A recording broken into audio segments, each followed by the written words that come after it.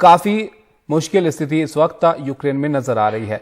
वीवी सोनी साहब हैं हमारे साथ, पूर्व राजदूत हैं आप यूक्रेन के, उनके पास चलते हैं इस पर ज्यादा चर्चा के लिए।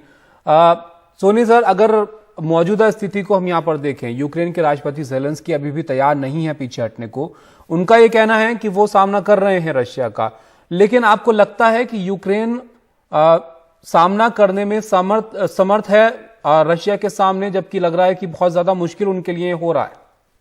मेरे विचार में समर्थ नहीं हो सकते, क्योंकि उनकी मिसमैच है। उनका जो लेवल्स है प्रिपरेशन का और उनकी जो कॉम्प्लेक्स जो है उनका मिलिट्री एंड डिफेंस एस्टेब्लिशमेंट, वो बिल्कुल मैच ही नहीं कर पाता। और दूसरा, हालांकि उनको इंफॉर्मेशन पहले थी कि ऐसा होने वाला है, लेकिन कितनी जल्दी से होगा, कैसे होगा और किस लेवल का होगा, किस लीथल कंडीशन का होगा, इसके लिए वो शायद तैयार नहीं रहे थे। और उसके लिए बेचारों को अब बहुत ही मुश्किलात पड़ रही हैं। और खासकर जो ऑर्डिनरी सिटीजन है, जो आम आदमी है, फॉरेनर्स तो खैर नंबर कम है, लेकिन मुझे बहुत दुख होता है कि जब नागरिकों के ऊपर इस प्रकार का अटैक हो, चाहे कोई भी रीजन हो, लेकिन इनोसेंट नागरिकों को अटैक नहीं होना चाहिए। तो अभी उनकी कैपेबिलिटी मुझे नहीं लग रही कि वो उसको फेस कर सकते हैं। हालांकि उनके जो राष्ट्रपति ने कहा है कि हम आखिर दम तक लड़ेंगे, और शायद लड़ेंगे भी।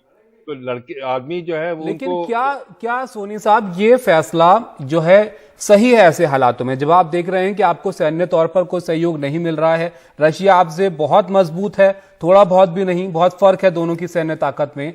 ऐसे में ज़ेलेंस्की का ये कहना कि वो देश छोड़कर नहीं जाएंगे, वो आखिर तक डटे रहेंगे यहाँ पर और लड़ते रहेंगे रशिया के सामने, इसको आप बहादुरी कहेंगे या गलत फैसला कहेंगे? नहीं, उसका उनको मोरल बिल्डअप करने के लिए अगर वो ये कहें कि मैं चला जाऊंगा, ये कैसे हो सकता है?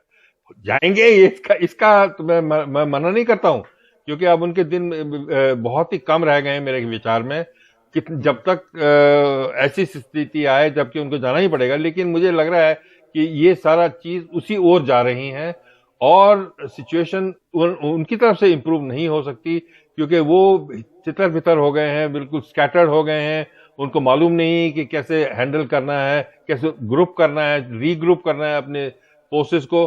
सिर्फ हथियार बांटने से ही लड़ाई नहीं लड़ी जाती, उनका मनोबल भी उनको बढ़ाना है। तो आपने जो सवाल पूछा उसका यही है कि आदमियों का, एवरेज सिटीजन का मनोबल बढ़ाने के लिए उन्होंने कहा कि हम आखिरी दम तक लड़ेंगे और मैं कहीं नहीं भागूंगा, मैं यहीं पर ही रहूंगा, मुल्क में ही रहूंगा, आपको सपोर्ट करूंगा, आपको लीड करूंगा। तो ये तो सिचुएशन वहां की है कि वो ओपनली ये नहीं कह सकते कि मैं जाऊंगा, और कहेंगे कि मैं लड़ूंगा आखिरी दम तक। ये तो एक ऐसी समस्या है जो शायद अब क्योंकि जैसे कि आपने भी कहा, बहुत ज्यादा वक्त नहीं लगेगा इसको स्थिति को साफ होने में, क्योंकि ऐसा लगता नहीं कि यूक्रेन ज्यादा वक्त तक जो है रशिया के हमलों को बर्दाश्त कर पाएगा या उसका सामना कर पाएगा। लेकिन सर, हमारी जो चिंता है वो भारतीयों को लेकर भी है। जो हमारे लोग हैं बड़ी तादाद में वहां पर फंसे हुए हैं, जिनको निकालने के लिए कोशिश की जा रही है। सीमा पर हमारे लोग भी जो है संपर्क साधने की कोशिश कर रहे हैं।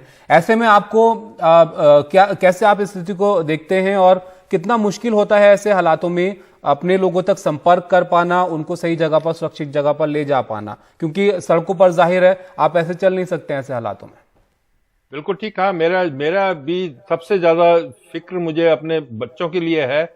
18,000 के करीब बच्चे वहां पर पढ़ रहे हैं हमारे, और एक जगह नहीं, हर जगह स्कैटर्ड हैं। अब इतनी प्रकार की सिविल डिसोबीडियंस हो गया है, सॉरी, इतनी अवेलेबिलिटी चीज है नहीं। वो निकलना चाहते हैं, लेकिन कहाँ, ट्रांसपोर्ट कहाँ है, गाड़ियां कहाँ हैं, और शेल्टर्स में रहना पड़ रहा है उनको। शेल्टर में कितने दिन रहेंगे? उनके पास खाद्य सामग्री और दूसरी प्रकार की चीजें कहाँ हैं? लेकिन एक चीज मैं कहूंगा कि भारत सरकार ने अच्छा जल्दी स्टेप लिया, दो तीन दिन में काफी काम किया ही। कुछ और भी काम हो सकता था, मैं ये नहीं कह रहा हूं कि हो सकता था, लेकिन उस हालात में जब उनके पास लिमिटेड रिसोर्सेज थे, इस हालात में बेस्ट कर रही है।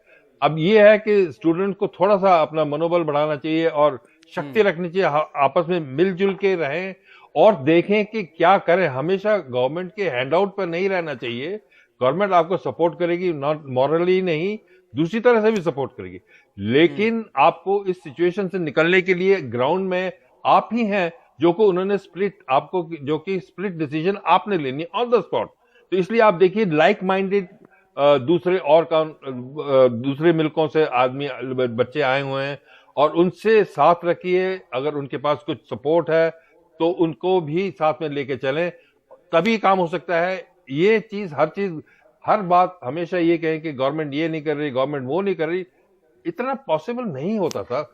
और जी 18,000 जगह अब लड़कों को बच्चों को इकट्ठा करना इसमें बहुत मुश्किल होती है। लेकिन इससे मैं ये नहीं कह रहा हूं कि गवर्नमेंट को नहीं करना चाहिए, और ज्यादा करना चाहिए। उन्होंने मीटिंग चल रही है उनकी, और हर प्रकार की जो चीज होनी चाहिए शायद बेटर कर सकते थे, लेकिन बच्चों को भी थोड़ा सा आपको इनिशिएटिव दिखाना चाहिए। देखिए बाहर जाते हैं बच्चे तो काफी सेक्रीफाइस करके जाते हैं, अपने माँ बाप को छोड़ के, अपने भाई बहनों को, अपने दोस्तों को छोड़ के जाते हैं।